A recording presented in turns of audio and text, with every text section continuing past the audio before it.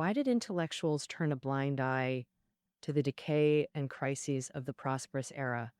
Well, this brings us to the Qianlong Emperor's brutal suppression of intellectuals through literary inquisition. Though the Qianlong reign lasted only one-fifth of Qing dynasty's 300 years, it accounted for one-third of all literary persecutions. Over 130 cases. Most cases involved extreme punishments, desecrating corpses of deceased offenders, and executing living ones by slow slicing. The persecution scope reached unprecedented breadth. Records show 30 literary cases in Kangxi or Yangzheng eras, two-thirds involving scholars. But 72% of Qianlong era victims came from lower classes. 40 cases involved low-level scholars.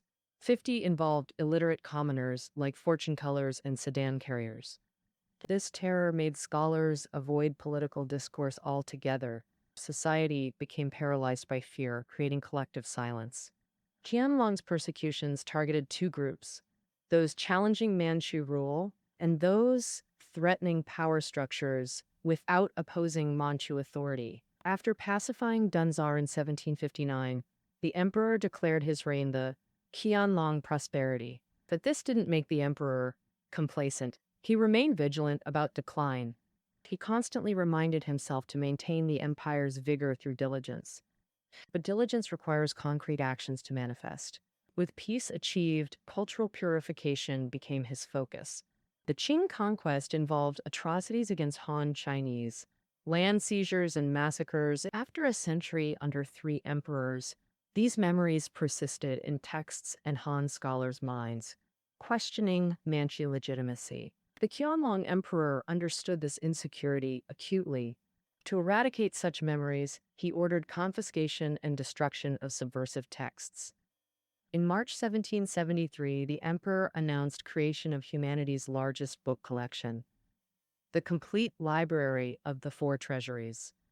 Ominent demanded scholars nationwide surrender their private book collections to the government. Officials were ordered to submit banned books along with donated ones, launching nationwide censorship. From 1774 onward, forbidden books burned ceaselessly in furnaces before the Weiying Palace. Still, some texts inevitably escaped destruction. The Shu Kui case became notorious. Shu, a 1703-born scholar from Jiangsu, passed provincial exams in 1738. His poem collection contained the line, "Tomorrow I'll spread wings, soaring to Chengdu in one leap." Intended as scholarly aspiration, it expressed desire for exam success and celestial ascent.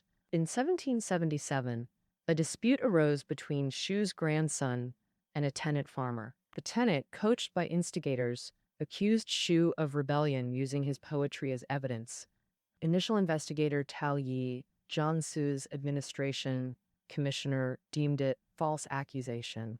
Tao believed the charges were fabricated maliciously. When the case reached Qianlong, he reinterpreted tomorrow as the Ming Dynasty, not morning, and Chengdu as the Qing capital, not celestial realm. Thus, the line became, "The Ming will rise again to overthrow Qing.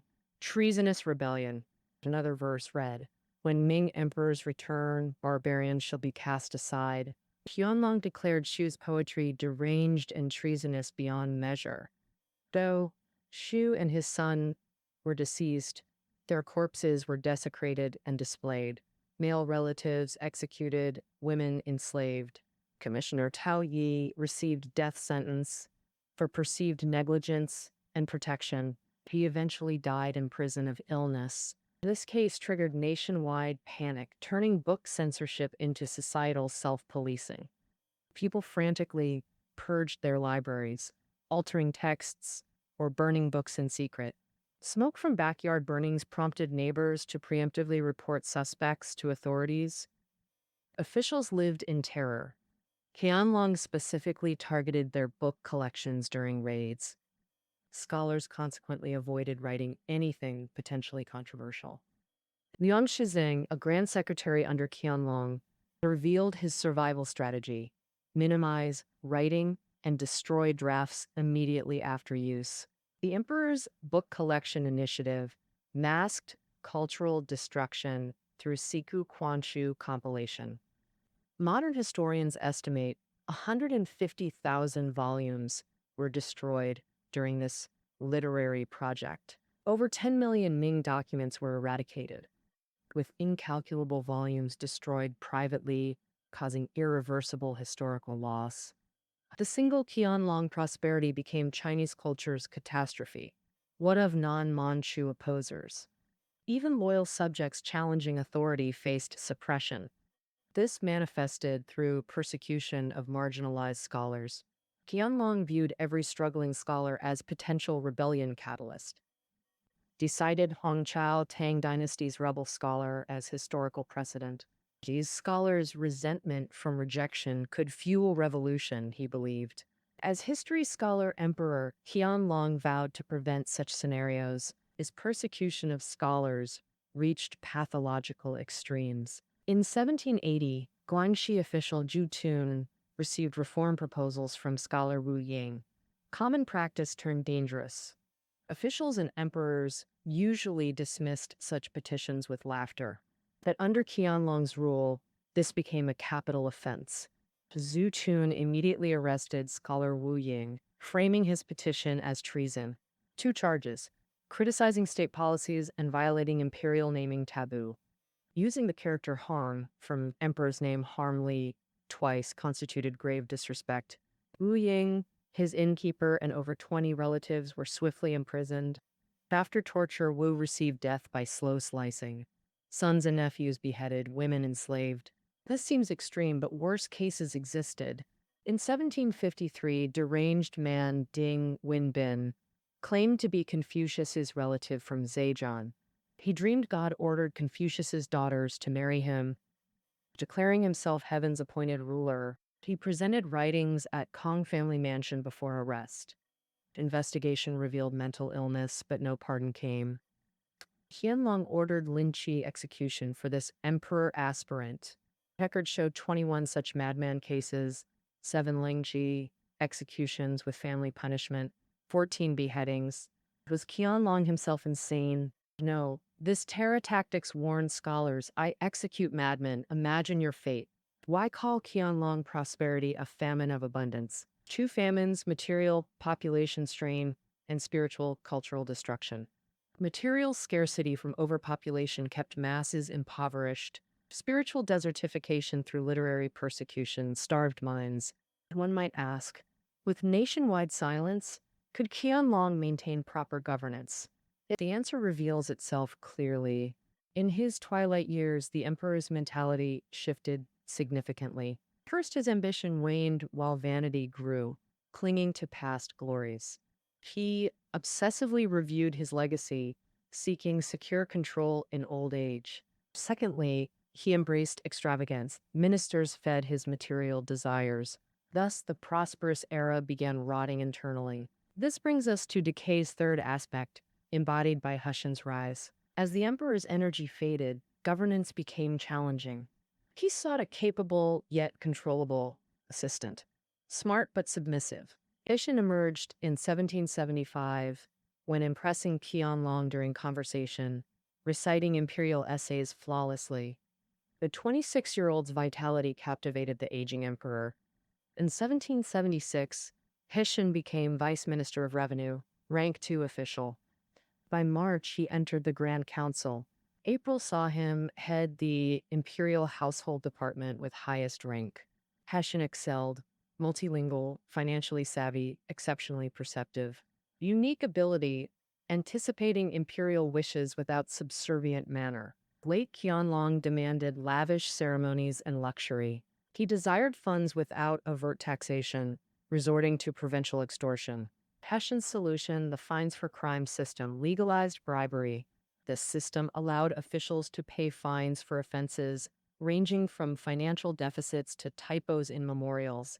Minister Shining avoided execution by paying 80,000 taels through Hushan's mediation.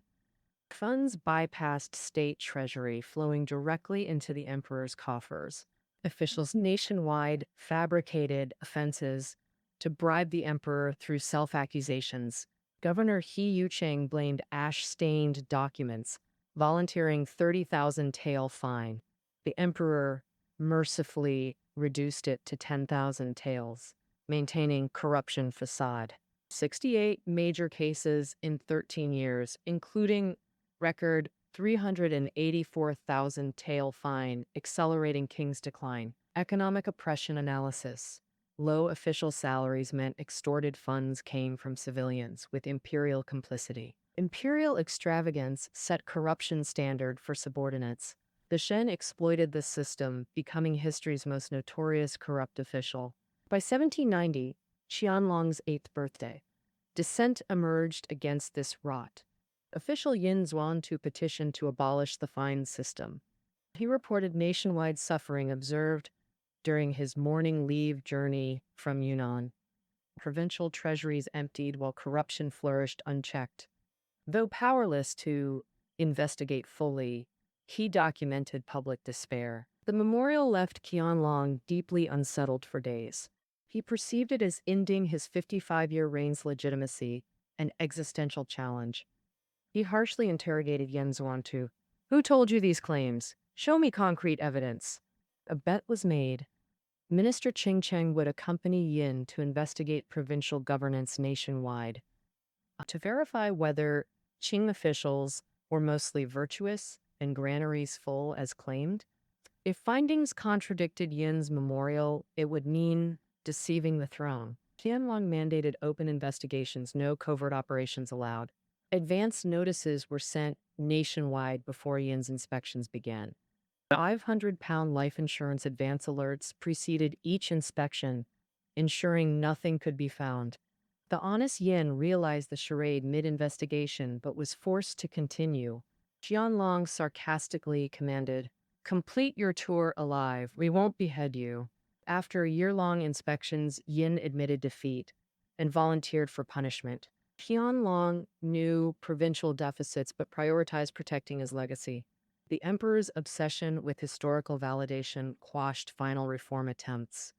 Despite denials, the prosperous era collapsed as Western powers approached. 1793, British Macartney mission sought trade expansion beyond Guangzhou.